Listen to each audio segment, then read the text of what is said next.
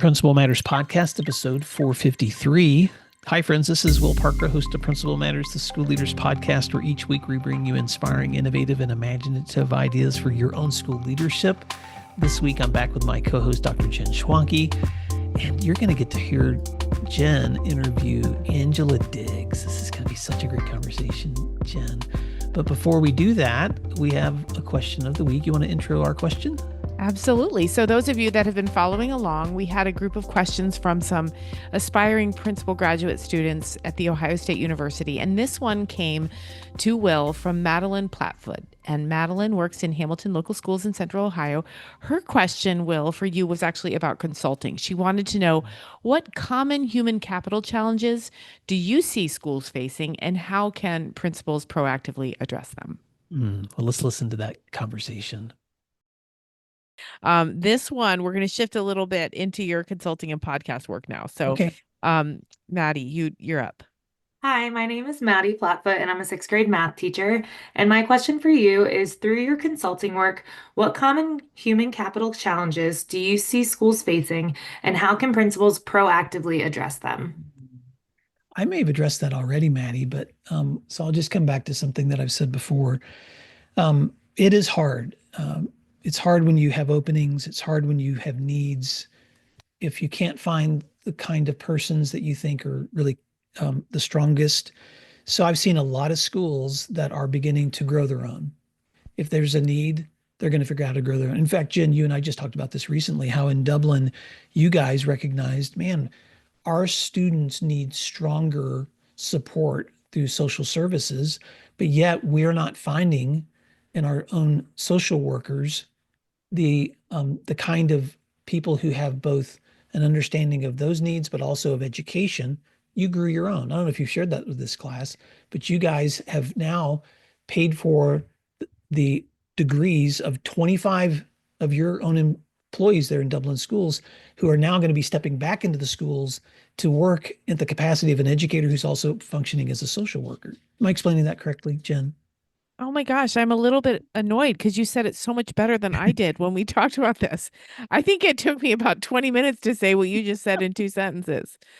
It's annoying when he's so much more concise than me. Yes, that's exactly it. Well, that's it. Yeah. So the lesson for me there is, and I've seen this across the US. I work with a principal down in Pecos, Texas. It looks like a desert down there, and it's a really hard place to recruit people in West Texas.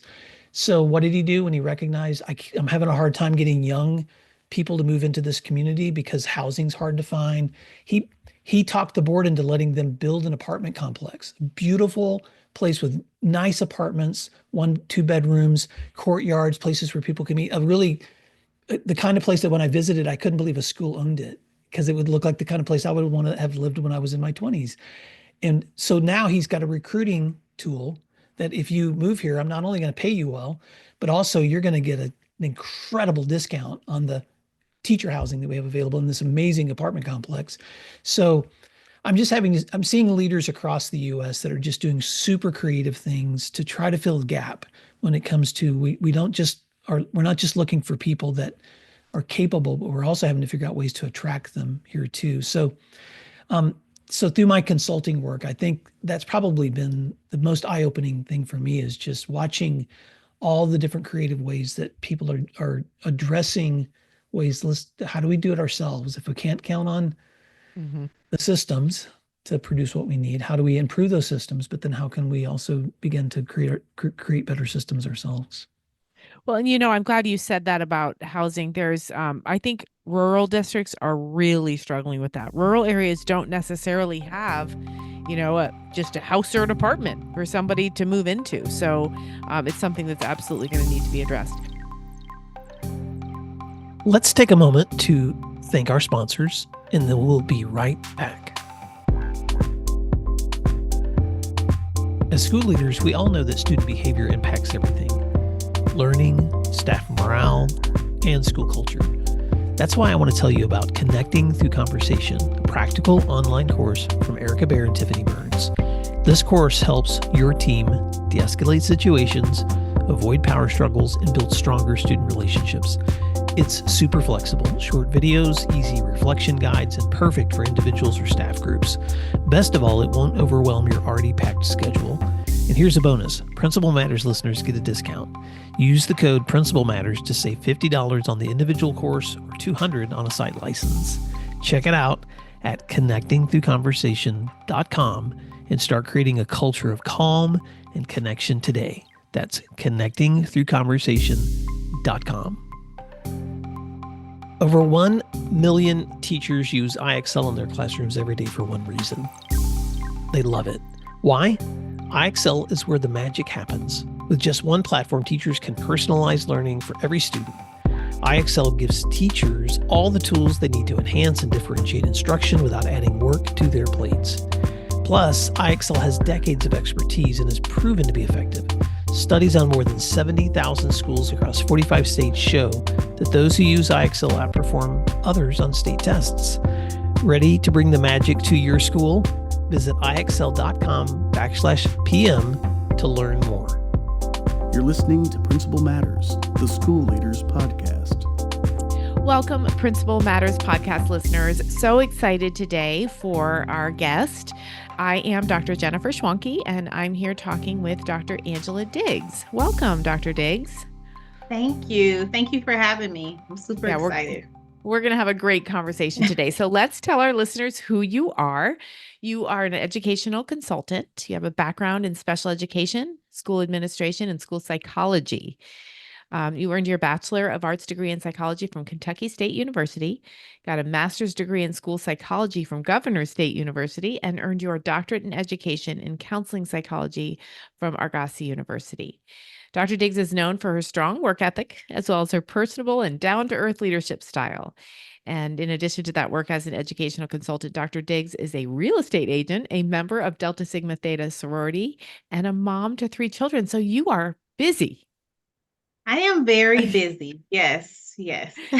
Very busy. And I'm trying to learn how to function in a less busy space these days.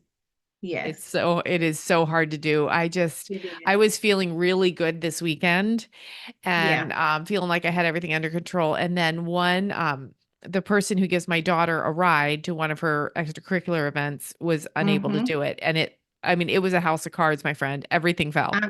I'm telling you, I totally understand. I have 3 kids that are in everything you can imagine, and it's like a puzzle piece. I literally have to write it out all the time to figure out who's going where, what time's pickup. So right. I totally get it. It is. It is a puzzle piece, and one thing out of place can make the whole thing fall down. So we're going to have a little bit of fun with this interview here in a moment. But first, Dr. Diggs, why don't you tell us about yourself beyond the bio that I just read, both professionally and with your life outside of work? Yes. So I'm currently a director of special services at an elementary school district in the suburbs of outside of Chicago. And so this is my first year in that role. Prior to that, I was a director of special education for 6 years.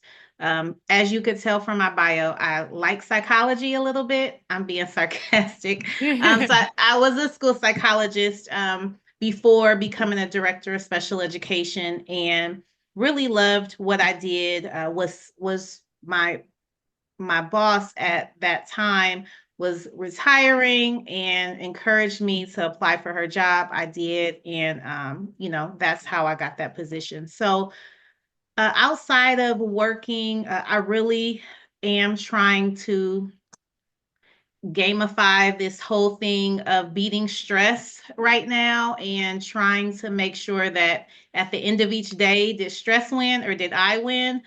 So that's like something that I'm a little bit more focused on now, and I'll go into how I got there.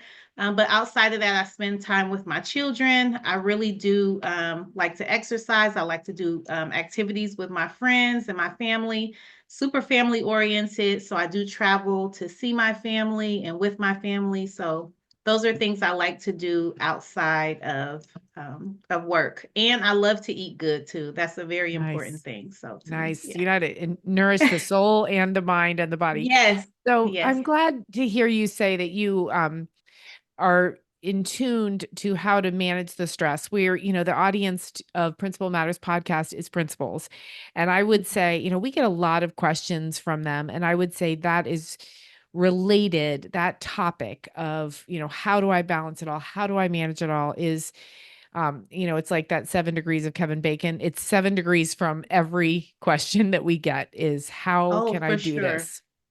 Yes, and it's very hard. I would say that I'm newer in this space because I was in a space prior to this where I was buried by stress and workload, literally buried. Like if you can even, figuratively and visually imagine like a pile of dirt and me as a person being under that dirt being stressed. That was what I was compounded with. And so I did take a year off of working in education, and it was really that point in time when I took a step back from my job, my last job where I resigned from, and I realized that stress had it caused my skin to just have some challenges with my skin.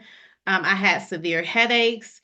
And it was after I left that job and I started to like exercise more that I realized how big of an impact stress had on my life, and just really my focus on others and less of myself and how it was impacting me. Sure. Sure. So that leads me to your hashtags. Okay. So when you and I first got connected, I stumbled upon your LinkedIn profile, and you have a bunch of hashtags that I think really do speak to everything you just said.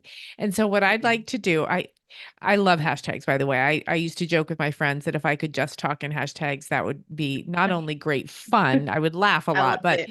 right, I but love it it. does kind of shorten a thought process. So I would like to say some of the hashtags that you use to identify your profile, and you tell me in a couple sentences why they mean a lot to you. So this is kind of a game you did not sign up for, my friend.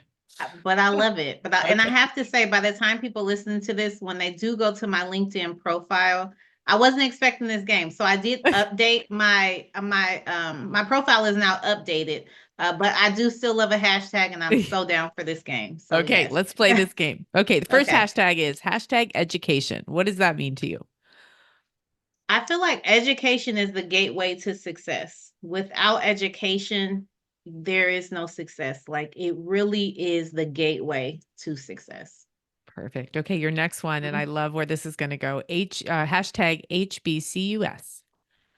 Okay. HBCUs, that's historically Black colleges and university. I am a very proud graduate of Kentucky State University, which is an HBCU.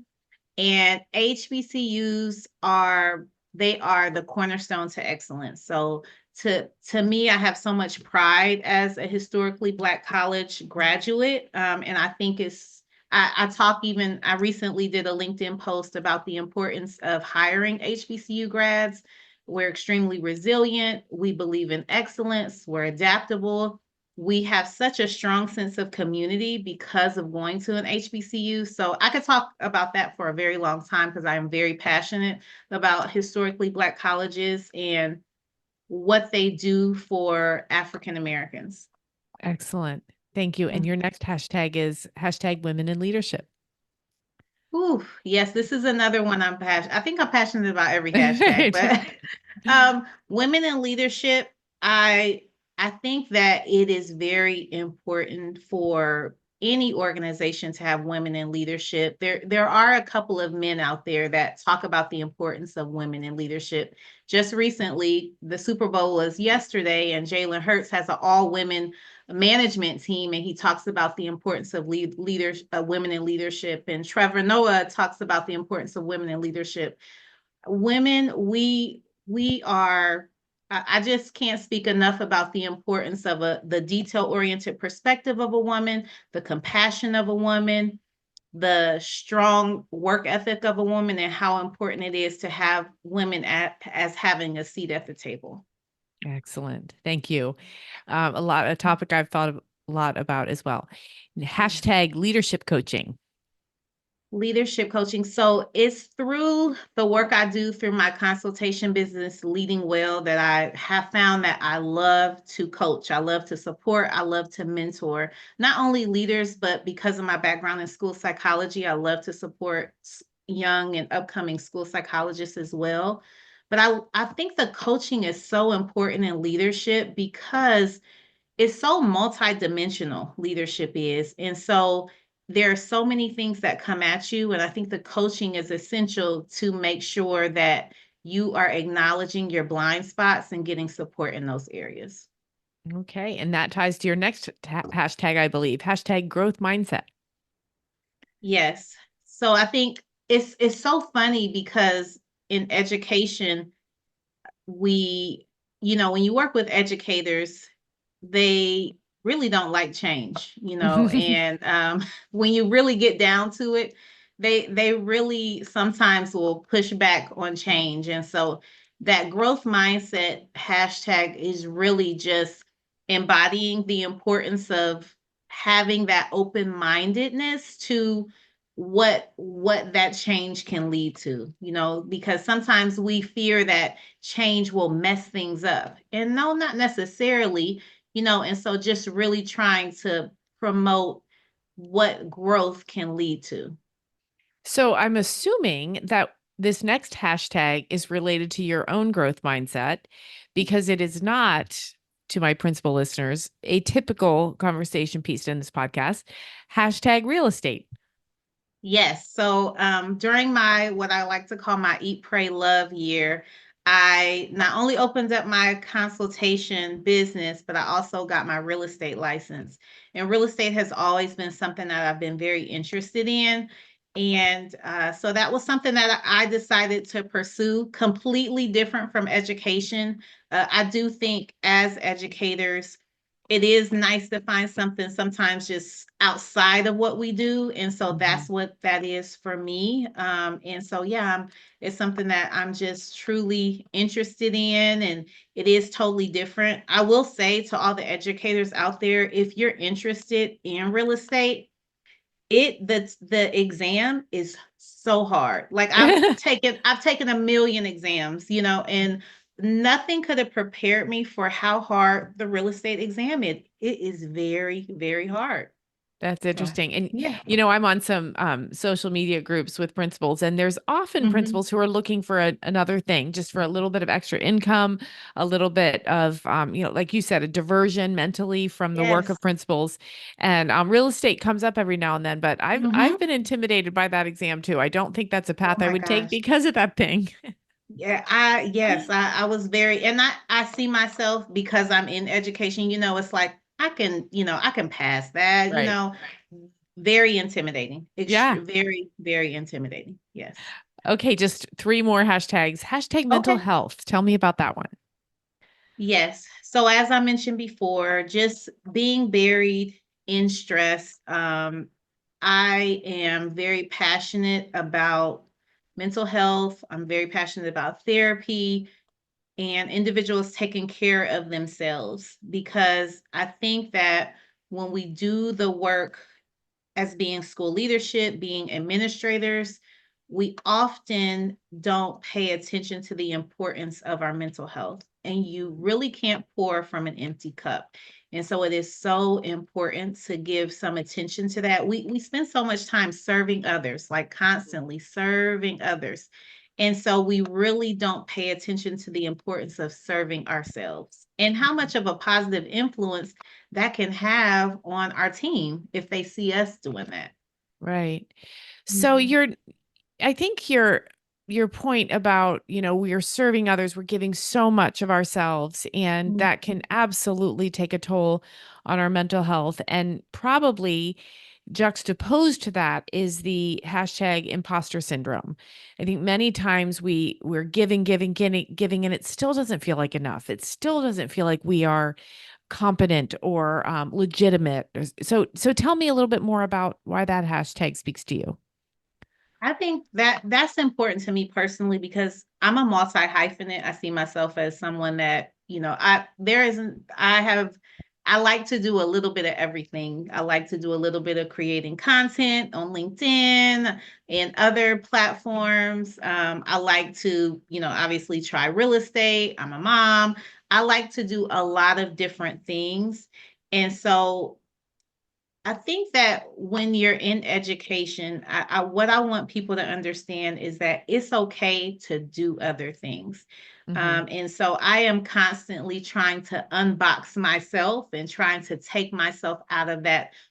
I'm a school leader, but yeah, I'm a lot of other things. And so I think the imposter syndrome is just that whole idea of that you can do other things. You can be a principal and you can be great at tennis, and or Right. something else, whatever it is your interest is. And so just really remembering that, don't doubt yourself. And what you're doubting yourself on, someone is intimidated by your potential. So just remembering that you can do multiple things. You can, at any age too, not being intimidated by age, by timing, and not getting in your own head.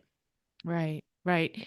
So we'll wrap up the hashtag game with this as a woman and as a Black woman and as a Black woman in education and as a Yes. Black woman in educational leadership. I'm really Yes. curious about some of the unique challenges that you've had, and the final hashtag here is Black women leaders. So how, Yes. what unique things do some of our listeners might not even be considering that cross your path as barriers or challenges, and how have you overcome them? Hmm. It's a lot. There have been a lot of challenges, a lot of challenges. And so I'll start simple and say the first challenge is being seen and being heard. And I'll just say that I started off in leadership playing myself small because I did see some of my Black women leadership counterparts. If they were too vocal, then there would be a strong opinion of them, and a strong negative opinion, I should say.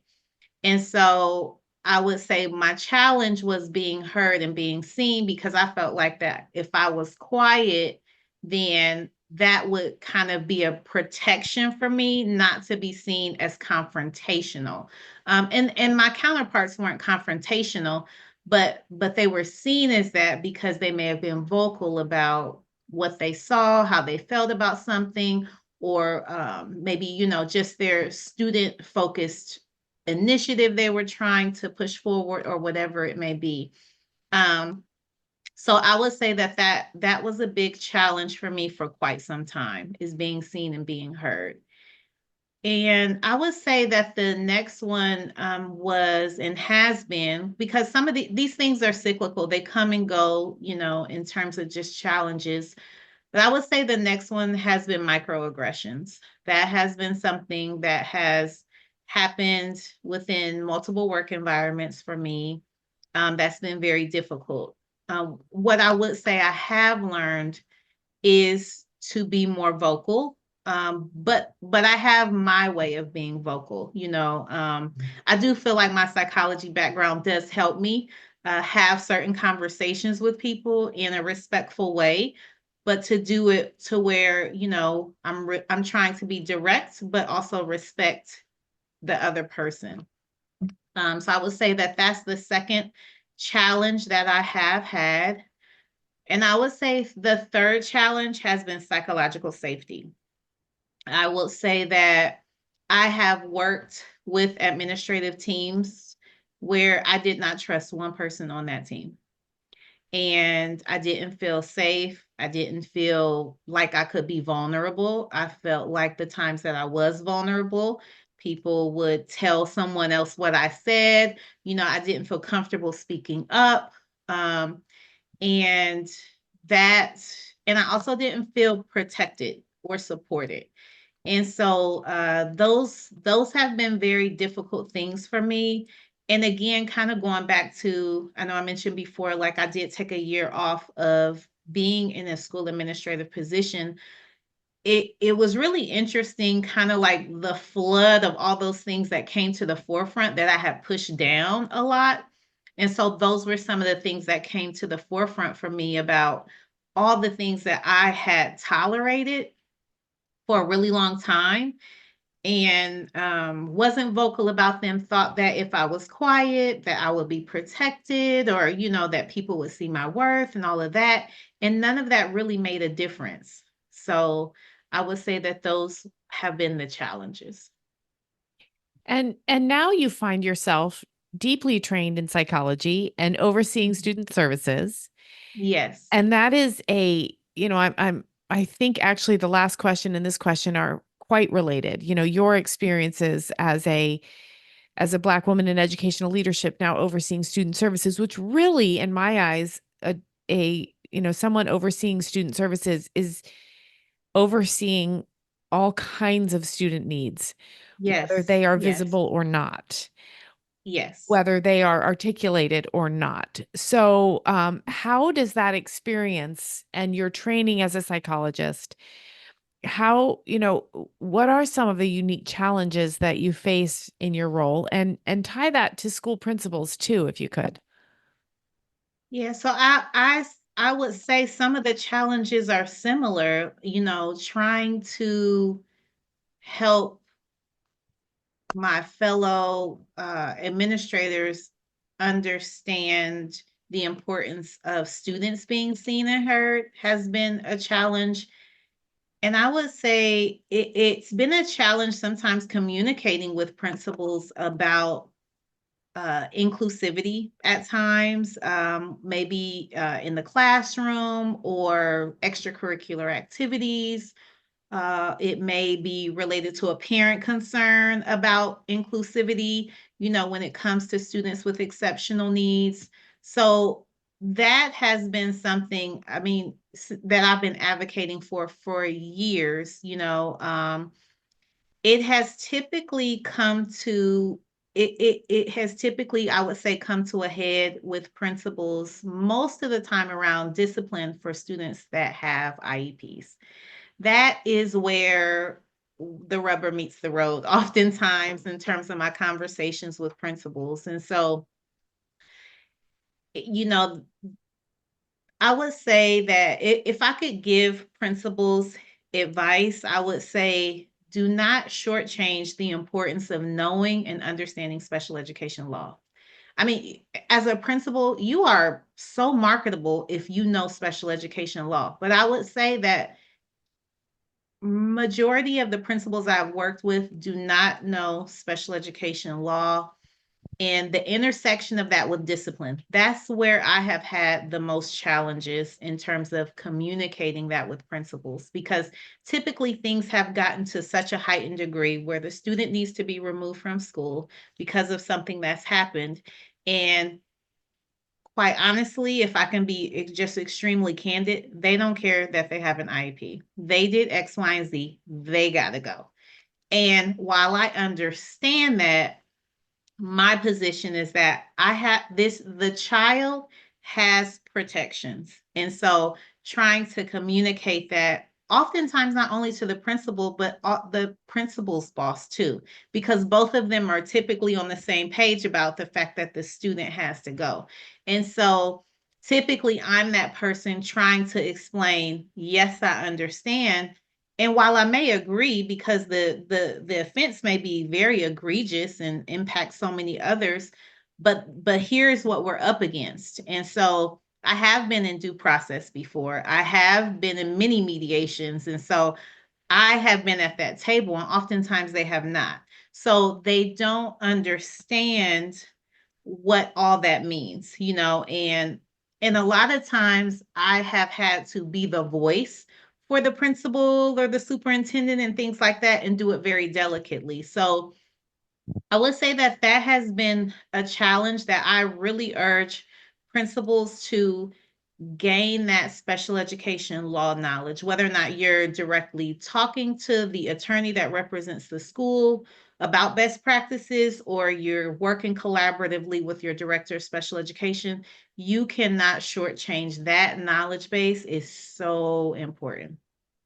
Well, and I think you nailed it with why it's complicated for a principal. And you said I understand, and I do too. You sometimes will have a student make a behavior choice, and then a student, 3 feet away from him make the same behavior choice, and their Yes. discipline decision or their discipline outcome might be very different. And for principals, that Yes. feels really icky, for lack of a better word. It does. It does feel icky, and for a lot of reasons, right? Not only the offense, but word travels fast. It's not the principal that's telling it. It's not their staff that's telling it, but it gets out, whether it's the Right. student, the student's parent. And so it almost becomes a PR firestorm for them, which I absolutely understand. And we can't go yelling to the rooftops, this student has an IEP, this Right. is why, we can't say that.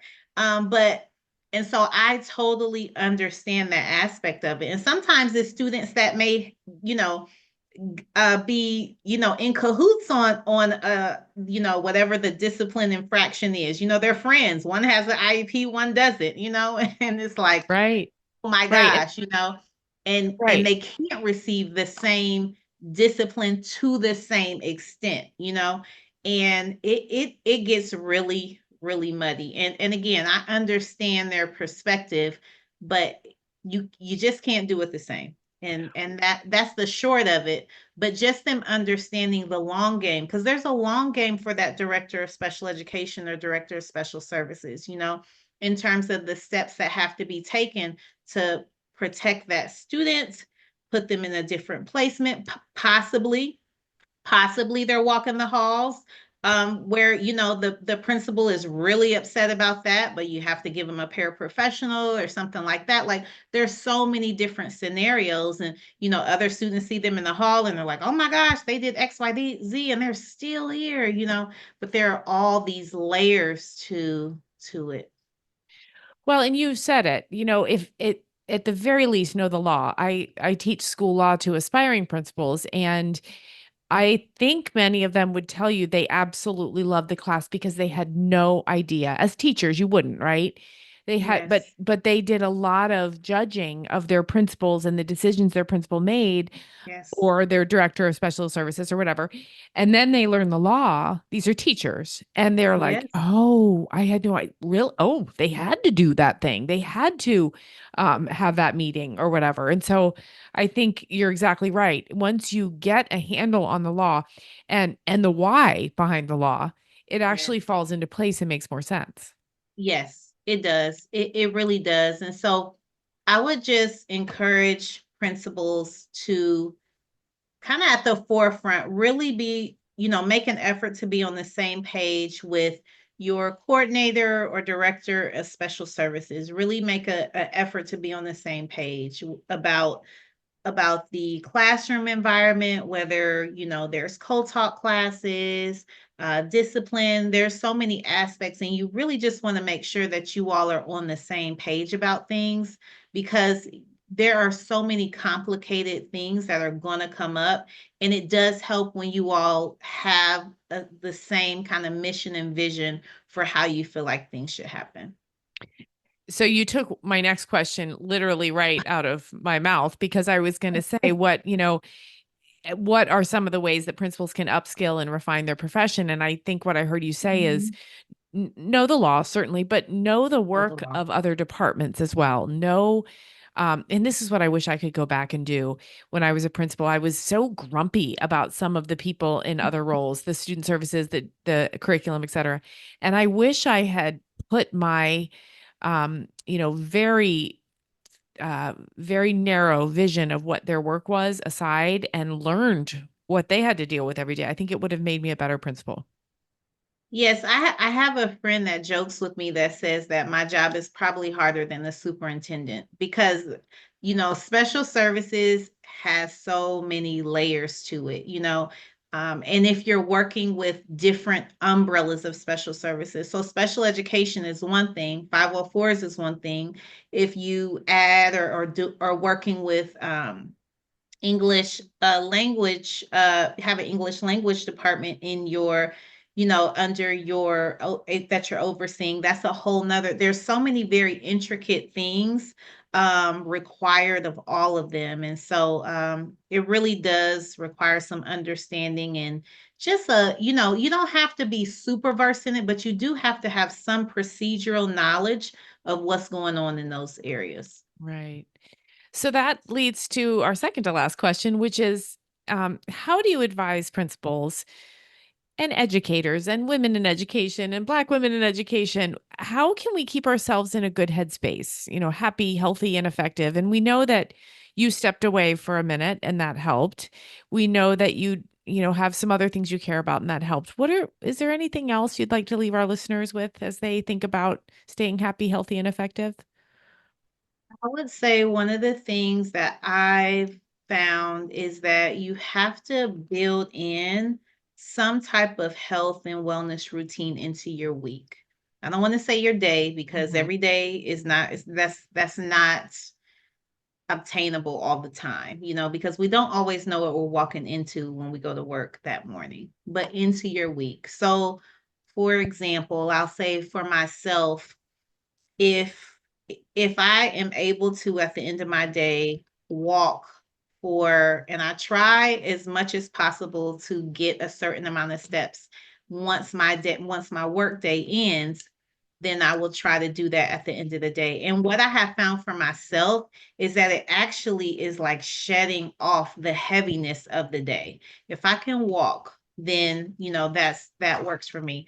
And then some days it's like not eating as many carbs as I would like, because a girl loves carbs. So if I don't eat as many that day, then that's a win. So just really trying to build it into your week and really trying to find those wins. I would say that's one thing I would say is really trying to help yourself get in a good headspace.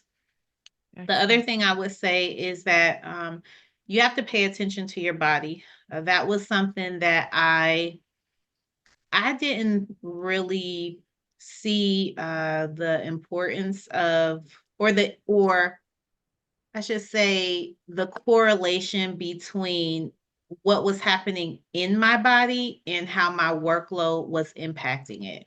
And it wasn't until I walked away from my job that I really saw how much it had affected me.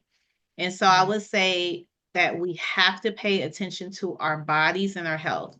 If you start to notice that you are having more headaches than usual, then you probably need to go to the doctor and talk to your doctor about that, and not ignore it, because sometimes we ignore it because we have a project to finish and our boss is waiting on this. We have a deadline to meet.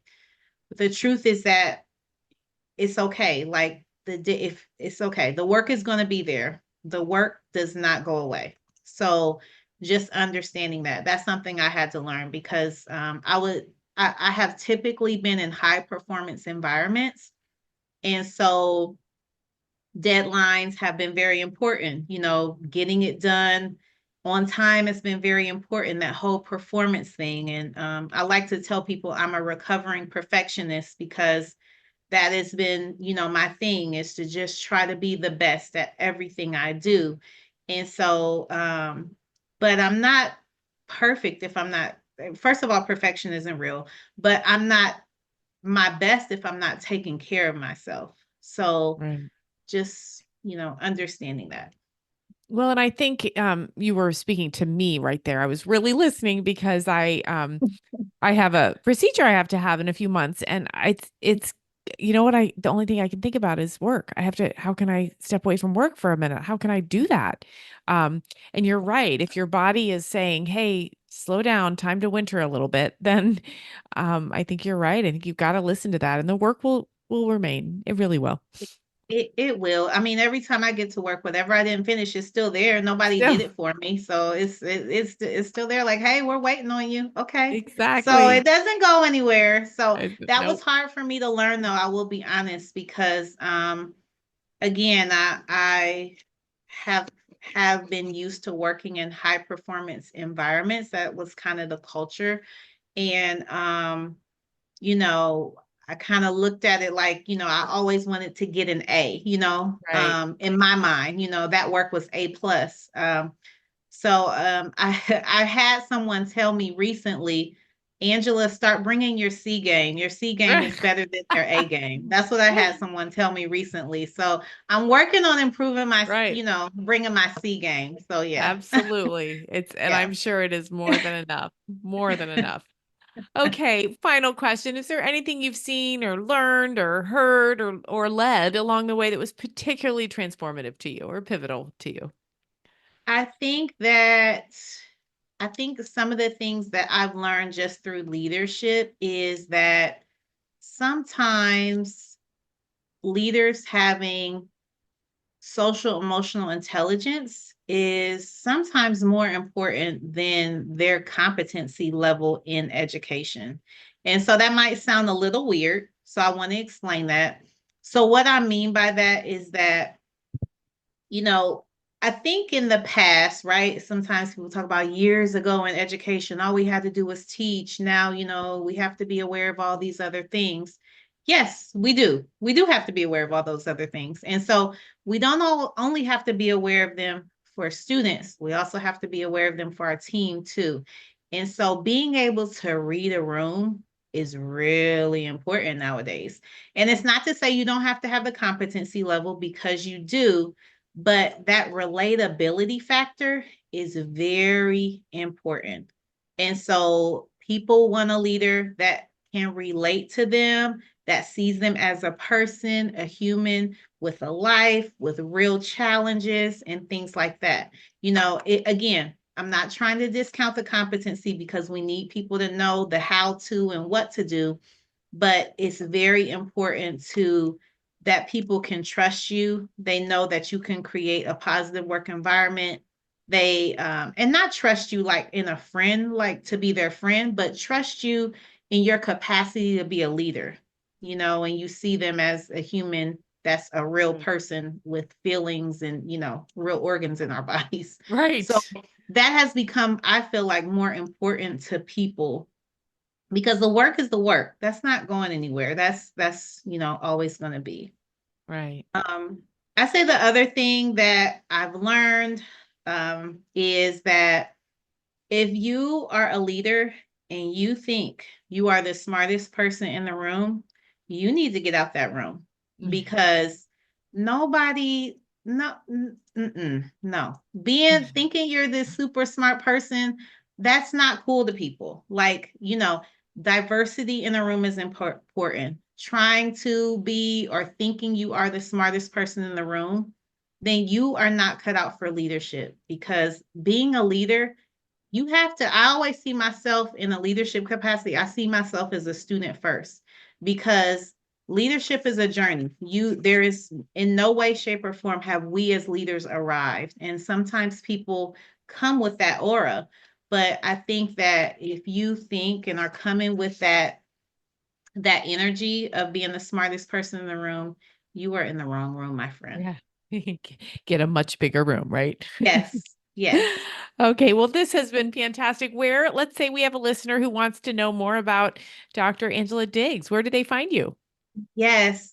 Please, please, please. If you are looking to connect about leadership, about mentoring others, leadership coaching, or you just want to learn about all these crazy things that I do, you can find me two places typically. One is LinkedIn under Dr. Angela Diggs. I've been posting a lot more content there lately about leadership and other things, but also my website, which is www.leadingwell.online, is also where you can find me. Excellent. Okay. Well, this has been so fun. Thank you so much for playing the hashtag game with me, Dr. Diggs. Oh my gosh, it was so fun. You have been an absolute pleasure. Oh, good. So Good. Yes. Thank you so much. And Principal Matters podcast listeners, you can catch this interview, a lot of encore interviews, and Will and I doing our Monday Matters podcast right here, anywhere that you get your podcasts. So thanks, everyone, and be well. Thank you for listening to today's episode of Principal Matters, the School Leaders Podcast. If you enjoyed the show, would you take a moment and like, share, subscribe, or leave us a review?